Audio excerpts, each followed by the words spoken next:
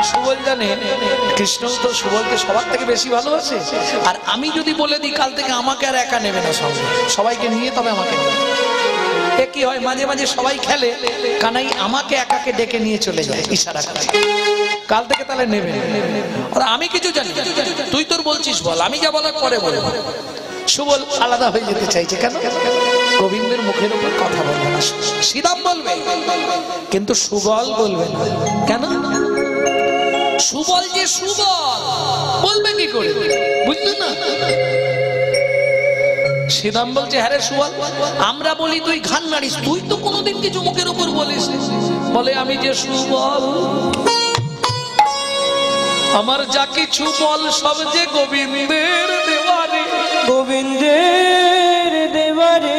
আমি বলতে গিয়ে সে যদি বল সরিয়ে নেয়, বল সরিয়ে নেয়, একবারে নির্বল হয়ে যাব, নির্বল হয়ে যাব।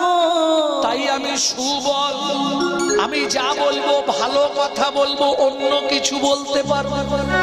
সুবল, একটা সুবল, একটা সুবল, যা বলবো ভালো কথা মিষ্টি কথা বলবো, আমি ওই রুটোয় বলতে পারবো না।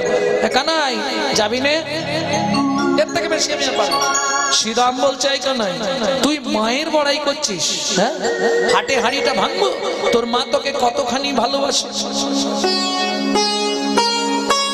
বলে শ্রীরাম তা জানিনি, তবে আমার মা আমাকে ছাড়া বাঁচবি না, এটা আমি প্রমাণ করে দেখেছি। কি করে প্রমাণ করলি?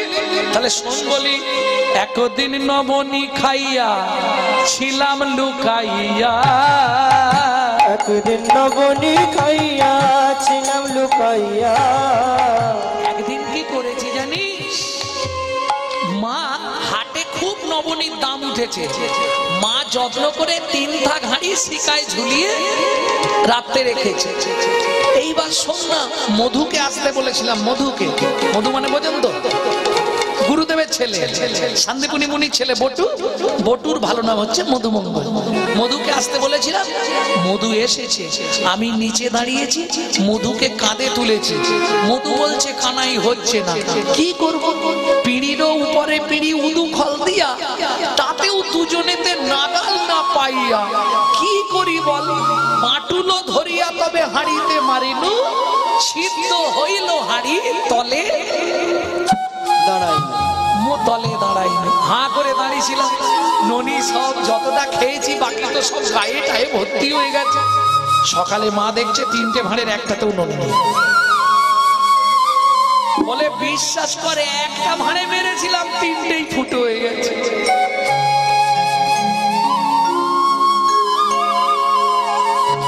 মহাজন বলছে কৃষ্ণ মিথ্যা বলে না, যদি কারো একটাতে মারে তার 3টেই ফুটো হয়, 3টেই ফুটো হয়।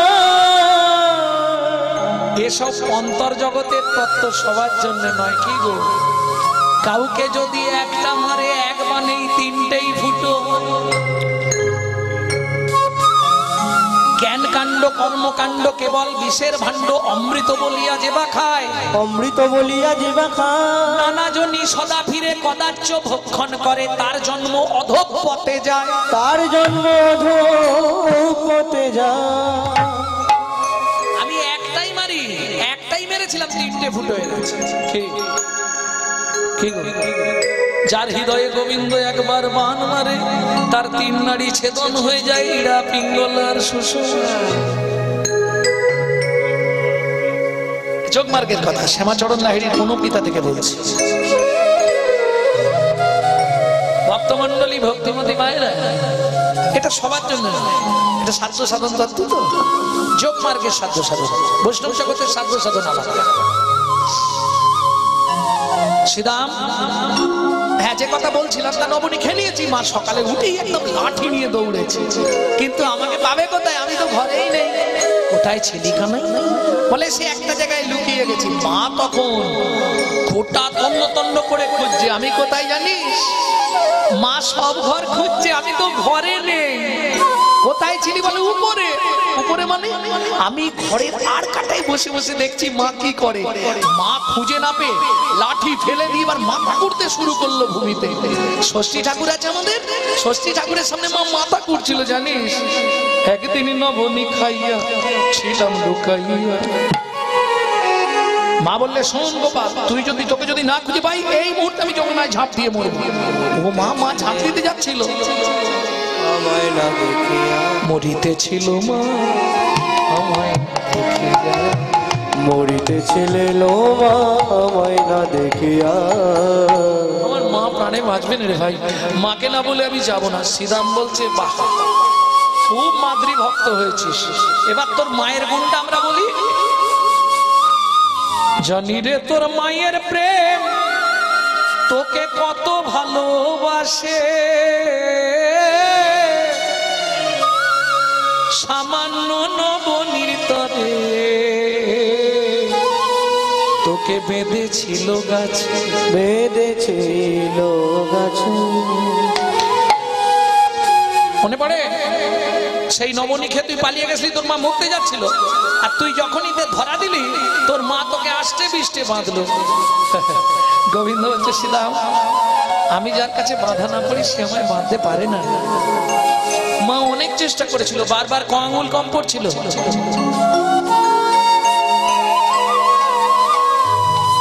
আচ্ছা আড়াই আঙুলে হলো নি, 3 আঙুল হলো নি, 2 আঙুল, 1 আঙুল হতে পারে কেন? 2 আঙুল কেন হলো?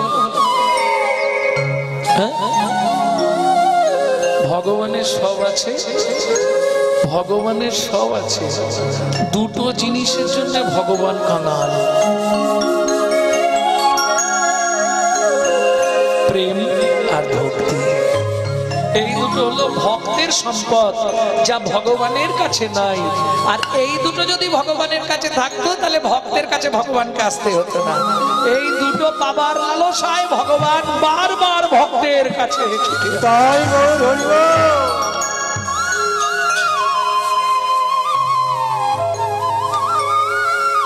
এইবার তুই ওই উদুখল টানতে টানতে দুটো গাছের ফাঁক দিয়ে গলে গেলি, জোর করে টান দিলি, তারা উড়ে গিয়ে তোর গায়ে পড়লো। মনে পড়ে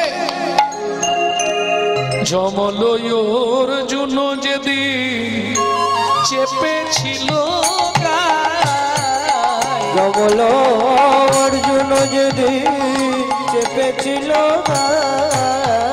বল তোর মা নন্দরানী ছিল বাবা, বল তোর মা নন্দরানী ছিল কোথায়। এই গানটির এই তালটা হচ্ছে প্রসিদ্ধ। যমলয়োর জন্য যেদিন চেপেছিল যমল অর্জুন যেদিন চেপেছিল বল তোর মা নন্দরানী ছিল কোথায়, বল তোর মা নন্দরানী ছিল বা কোথায়। আমার মনে হয় এক একটা ভক্ত 1 লাখ বার করে এগুলো শুনে ফেলেছে। কি 10-15 হাজার বার তো শোনা হয়েছে, কিন্তু বলুন তো প্রত্যেকদিন শুনলে প্রত্যেকদিনই মনে হয় নতুন শুনছি না? হ্যাঁ নতুন। এই হলো লীলার মাধুর্য। বল তোর মা নন্দরানী ছিল বা কোথায়। সেদিন যদি আমরা না যেতাম তুই বাঁচতিস? হায় ভগবান, সখারা ভগবানকে বলছে শুনেছো, সেদিন যদি আমরা না থাকতাম তুই আজকে বেঁচে থাকতিস? কৃষ্ণ বলছে এটা ঠিক বলেছে। দেখুন মজাটি, সখ্য ভাব কাকে বলে? বিশ্ব ব্রহ্মাণ্ডের মালিক, যার একটা অঙ্গুলি হিলনে সারা বিশ্ব ব্রহ্মাণ্ড নড়ে, সে বলছে এইটা শ্রীরাম তুই ঠিক বলেছিস, সেদিন যদি তোরা না আমাকে বাঁচাতিস তাহলে এতদিন হয়তো আমি মরেই যেতাম।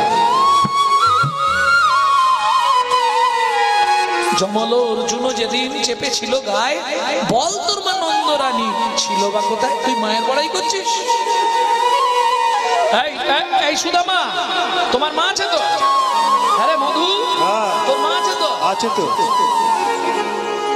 এই শ্রীরাম, সুবল, তোর মা আছে? আছে। সবার মা আছে, কিন্তু গর্ব করে বলতে পারি কার ভাই আছে? ভাই আছে। কার ভাই আছে? কার ভাই আছে? গর্ব করে বলবো মোরা এমন মা কার ভাই আছে? গর্ব করে বলবো মোরা এমন মা কার ভাই আছে? এই সবার মা আছে, কিন্তু বলতে পারি সখা এমন গাছে বাঁধা মা কার ভাই আছে? আমার গাছে বাঁধা মা কার ভাই আছে? গাছে বাঁধা মা কার ভাই আছে? গাছে বাঁধা মা কার ভাই আছে? কৃষ্ণ বলছে এই শ্রীরাম, বাইরেটা দেখলি, ভেতর দেখেছিস? গাছে বেঁধে ছিল এটা দেখেছি, আর কিছু দেখেছিলি? দেখিস বলেন না, আর কিছু দেখি? মা কি নিজের ইচ্ছায় বেঁধেছিল না আমার ইচ্ছায় বেঁধেছিল? তোর মা তুই চুরি করেছিলি বলে বেঁধেছিল। ভগবান মৃদু হেসে বলছে শ্রীরাম রে, মাকে বলেছিলাম মা গো আমি ননি চুরি করা ছেড়ে দেবো তুমি যদি একটা শাস্তি দাও। ভালো করে শুনো, রাধা বিনোদ গোস্বামী ভাগবত। মাকে বলেছিলাম মা গো তুমি যদি জীবনে আমাকে একটা শাস্তি দিয়ে দাও তাহলে আমি জীবনে চুরি করব না। মা জিজ্ঞেস করেছিল কি? মাকে বলেছিলাম তুমি উদু খলে বাঁধবে, আমি উদু খল নিয়ে ওই দুটো গাছের মাঝখান দিয়ে যাব, দুটো গাছ উপড়ে গিয়ে আমার গায়ে পড়বে, ওরা উদ্ধার হয়ে যাবে, সেদিন থেকে আমি চুরি করা ছেড়ে দেবো। সেটা তো শ্রীরামদা জানে না। সখারা, এটা একটা ব্যাপার, সখারা তাদের সখ্য প্রেমকে একটু বেশি বলে মনে করে, কিন্তু সখ্য প্রেমের চেয়েও বাৎসল্য প্রেমে অধিক আকর্ষণ। এইবার কৃষ্ণ মুখ খুললেন, শ্রীরাম এতক্ষণ তোরা অনেক কথা বললি আমার মাকে নিয়ে, তোদের সবার মা আছে কিন্তু গাছে বাঁধা মা কার বা আছে এটাও তোরা বলেছিস, আমি স্বীকার করছি। এর পরেও বলবো আমার মায়ের মতো মা কার ভাই আছে? আমার মায়ের মতো মা কার ভাই আছে? শ্রীরাম বলছে এরপরেও বলবি? হ্যাঁ বলবো। কেন, তোর মা কি করেছে? শোন শ্রীরাম, এতক্ষণে আসল সত্যটা শুনে রাখ। আমার মায়ের মতো মা কার ভাই আছে? মায়ের মতো মা কার ভাই আছে? যে মা সন্তানের লাগি নিজের স্তন বেচে। আমার মায়ের মতো মা কার ভাই আছে? দুজন সন্তানের লাগি নিজের স্তন বেচে। মায়ের মতো মা কার ভাই আছে? যে মা সন্তানের লাগি নিজের স্তন বেচে, মায়ের মতো মা কার ভাই আছে? দুজন সন্তানের লাগি নিজ স্তন বেচে, আমার মায়ের মতো মা কার ভাই আছে? এই কথা কি বলছিস তুই? হ্যাঁ রে সিদা, এমনি কি এত মায়ের বড়াই করি? জানিস সিদা, এমনি আমি মায়ের বড়াই করি রে।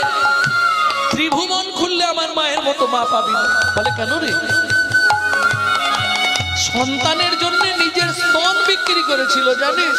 সিদাম বলে ও কানাই সে কি? বলে হ্যাঁ রে, যেদিন ধরা হয়ে ধরা দিলা, যেদিন ধরা হয়ে ধরা দিল মায়ের কাছে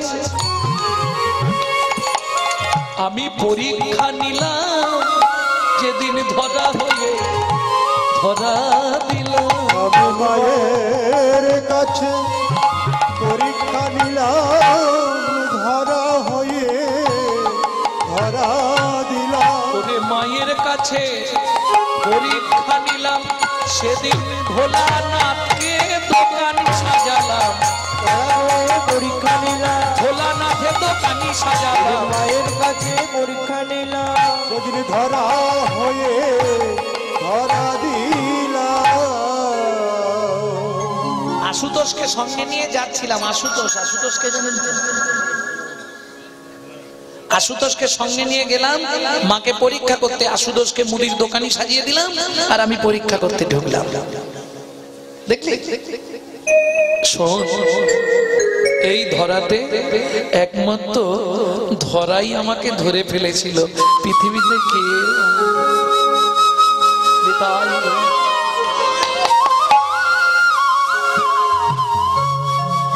ভক্তমন্ডলী, ভক্তিমতী মায়েরা, যদি বিচার করা হয় ত্রিভুবনে মায়ের মতো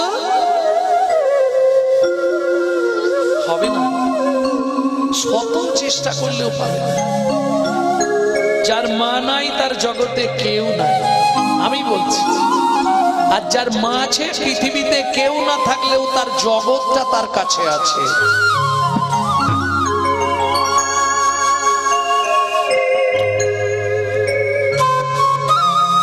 বিশ্বাস করো, আজ থেকে 20 বছর আগে যখন ডাক্তারবাবু বলছে আপনার মা আর বাঁচবে না, আমার মা আর বাঁচবে না, কেন বলতেও খারাপ লাগছে। বলুন, আপনি নিশ্চিন্তে বলুন, আমাকে তো জানতে হবে মায়ের কি হয়েছে। বললো টোটালি লিভারটায় ক্যান্সার হয়ে গেছে।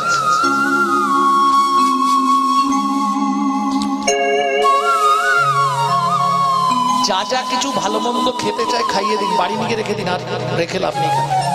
আর রাস্তা কিচ্ছু নেই, খুব বেশি হলে 30 থেকে 60 দিনের উপরে চাল।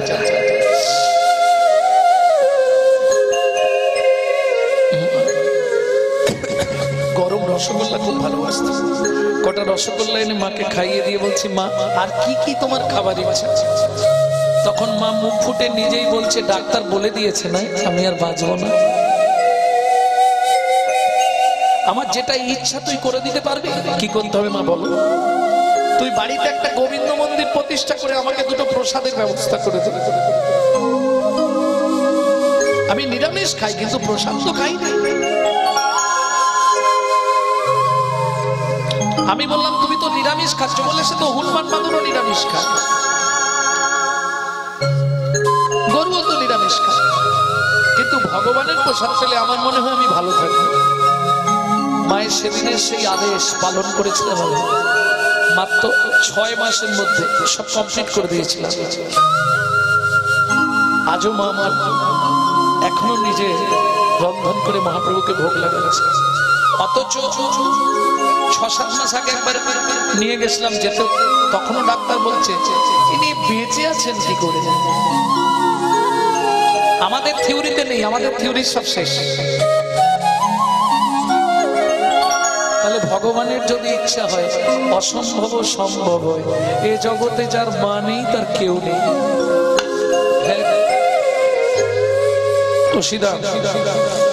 এই দেখ, মায়না বলি আমি যদি যাই গোঠে, মরিবে আমার মা পড়িবে সংকটে। আমার মা প্রাণে বাঁচবে না। তোরা এক কাজ কর, আমার কাছে না দাঁড়িয়ে সময় নষ্ট করিস নে। দাদা দেখ ঘরে আছে, দাদাকে নিয়ে তোরা মায়ের কাছে চলে যা। গোঠের বাজনাও তো বেজে গেছে অনেকক্ষণ। আরে বাজত সব গোঠ বাজনা, বাজত সব গোঠ বাজনা, সাজত বলবীরে, সাজত সব গোঠ বাজনা, সাজত বলবীরে। মদে ঘূর্ণিত নয়ন যুগল, মদে ঘূর্ণিত নয়ন যুগল, মদে ঘূর্ণিত নয়ন যুগল, মদে ঘূর্ণিত নয়ন যুগল, আগ নটপটি শিরে।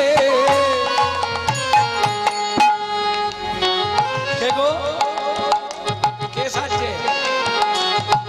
বলাই দাদা সাজিল রে, বলাই দাদা সাজিল রে। দাদা সাজবে কি? বলরামকে এমনি দেখতে সবার থেকে সুন্দর, সুন্দর যেমনি লম্বা তেমনি চওড়া, তেমনি দুধে আলতা চেহারা। হ্যাঁ, ওইটা বলা যাবে।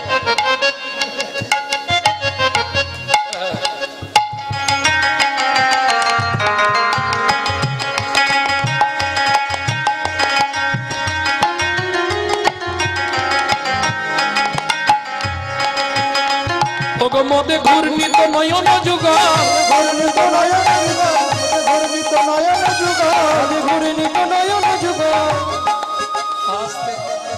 তবে বৈষ্ণব কবি কলম দিচ্ছে দাদার মুখটা দেখেছো দাদার মুখ নয় যেন বিদূরে দাদার মুখ নয় যেন বিদূরে আবার বুক বহি পড়ে মুখের লালা ওই পায়ে বুকে ঢালা এই বিদু মানে কি ঝপ করে বলো বিদু মানে আস্তে আস্তে আস্তে শোনার ভুল হচ্ছে বিদু মানে কি বিদু বিধু মানে চাঁদ বিধু মানে সবাই জানে চাঁদ বিদু মানে শ্বেত পদ্ম বুক বহি পড়ে মুখের লালা বুক বহি পড়ে মুখের লালা শ্বেত কমলের মধুরে দাদার মুখ নয় যেন বিদূরে দাদার মুখ নয় যেন বিদূরে নব নট বালালি